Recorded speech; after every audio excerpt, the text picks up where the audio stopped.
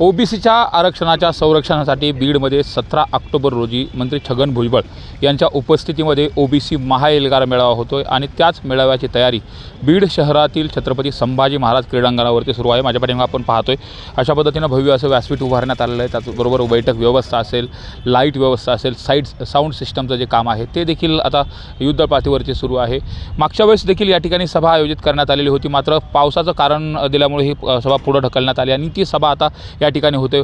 भव्य असं हे विस्तीर्ण असं मैदान आहे आणि या मैदानावरती तयारी करण्यात आलेली आणि अंतिम टप्प्यामध्ये तयारी आलेली आहे। अवघे काही दिवस उरलेले आहेत, त्यामुळे आता नेमकं कशा पद्धतीनं हा मेळावा असणार आहे, त्याचबरोबर या मेळाव्यामध्ये कोण कोण उपस्थित राहणार, आपल्यासोबत संयोजक सुभाष राऊत आहेत। काय सांगाल, कशा पद्धतीनं हा मेळावा आहे, कोण कोण उपस्थित राहत आहे, निमंत्रण कुणाकुणाला दिलं आहे?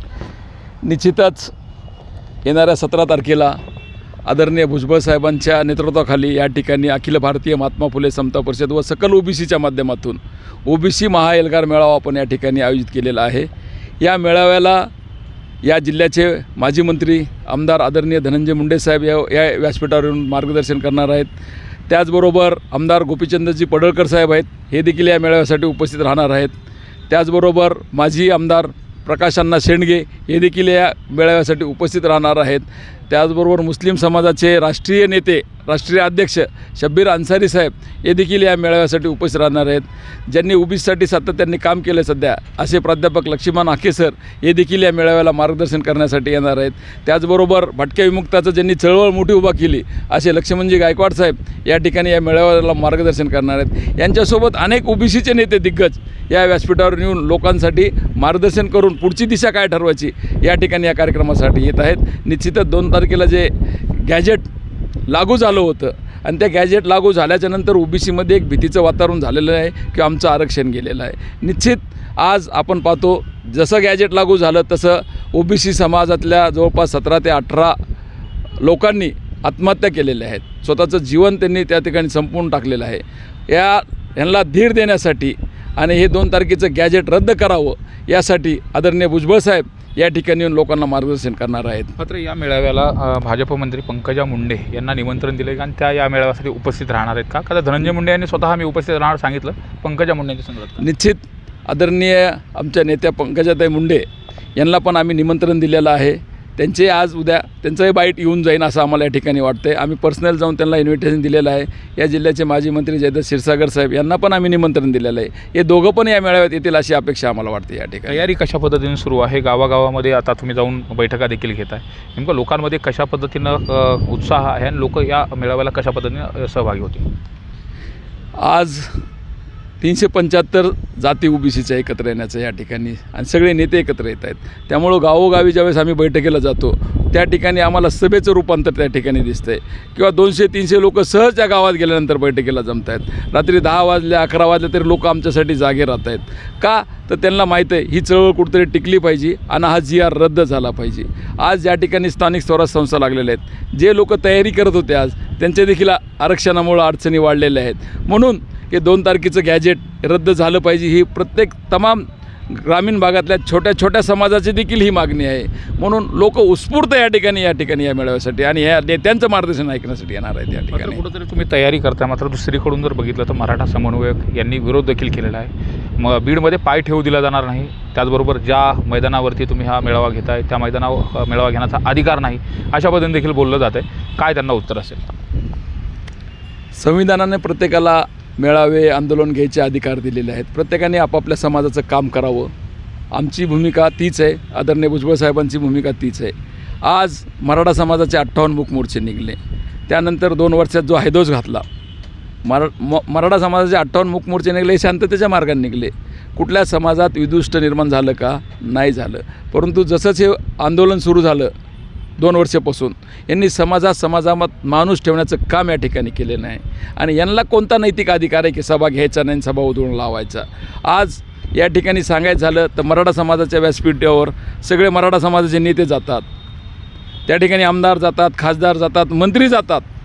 आत्ता परवा 2 दिवसापूर्वी विखे पाटील हे मंत्रीच आहेत ना, मग त्यांनी जरांगेच्या दाराच्या आड जाऊन काय चर्चा केली?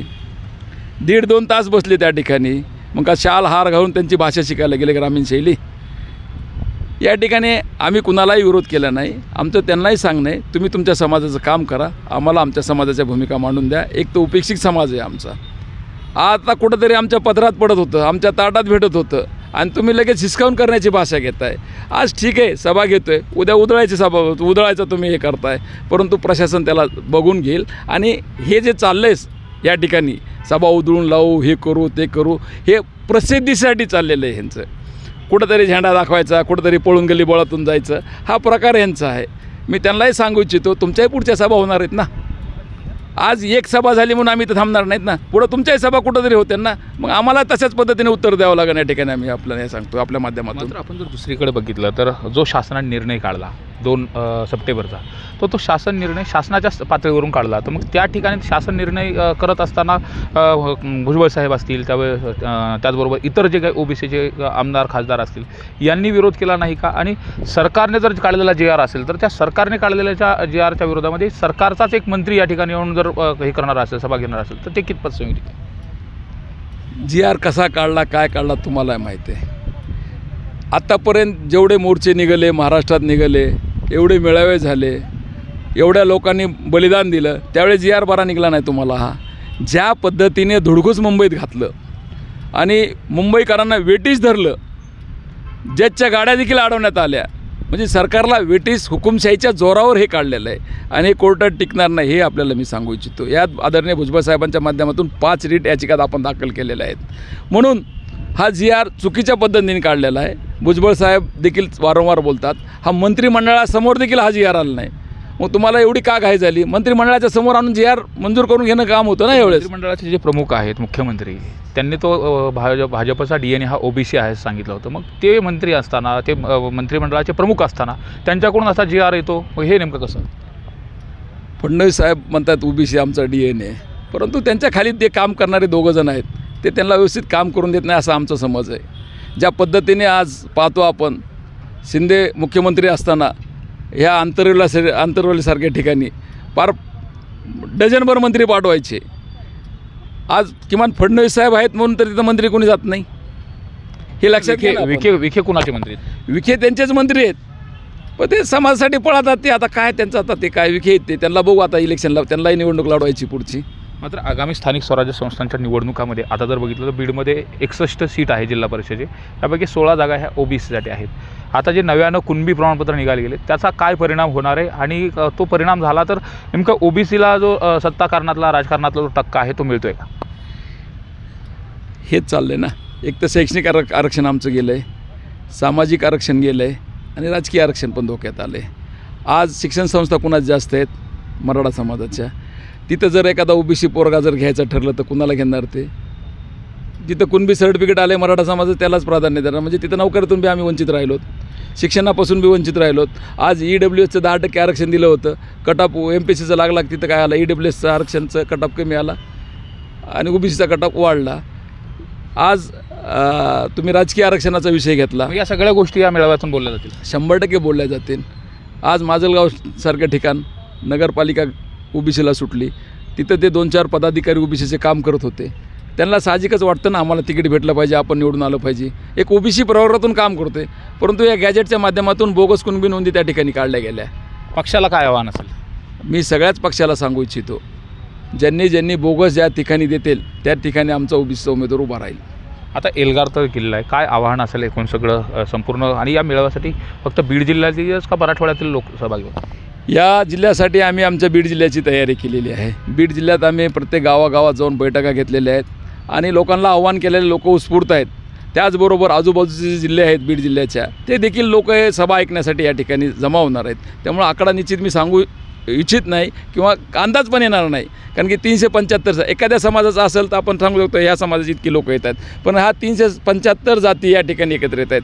त्यामुळे निश्चितच लाखाच्या पुढं लोक या ठिकाणी जमतील, आपल्याला सांगू इच्छितो मी. या ठिकाणी पाहतो तयारी झालेली आहे आणि मोठ्या संख्येने OBC बांधव या ठिकाणी उपस्थित राहतील. पण जे या महाएल्गार सभेसाठी विरोध करत आहेत त्यांना देखील सांगितले की आम्ही तुमच्या सभांना कधी विरोध केलेला नाही. जर तुम्ही तशा पद्धतीनं जर करायचा प्रयत्न करत असाल तर आगामी कालावधीत तुम्हाला देखील सभा घ्यायच्या आहेत. त्यामुळे असा कुठलाही प्रकार करू नये असं आवाहन देखील करण्यात आलेलं आहे. सुरेश जाधव, न्यूज 18 लोकमत, बीड.